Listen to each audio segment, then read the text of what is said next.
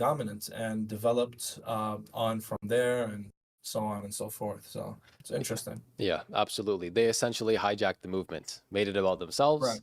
and then persecuted all the people who believed in otherwise. And it's interesting, there were about 40 gospels or so circulating at the time. Yeah. Majority of them, except for like four and maybe five, were destroyed intentionally. We only have remnants of some of them, like the Gospel of Thomas, only because it was like buried with people to preserve them. So it's crazy. Like, what did some of these other gospels say? What did some of the people who believed in Jesus initially, who met Jesus himself, alayhi salam, what were they saying about him? What were their teachings? Even the gospels, which we have that are supposed to be indicative of the Pauline Christology, do Yeah. seem to be in line with Islamic belief for the most part. There are some off phrases in there, obviously, but most of the New Testament scholars believe that the New Testament is very wish-washy, meaning that it's the only document we have to refer to Jesus for the most part.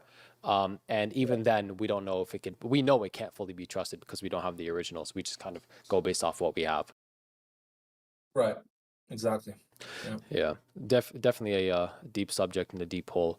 But when I interviewed Brother Rumzi Dawa Rudunya, he made an interesting point that he would Christians would be ecstatic to have what we have as Muslims.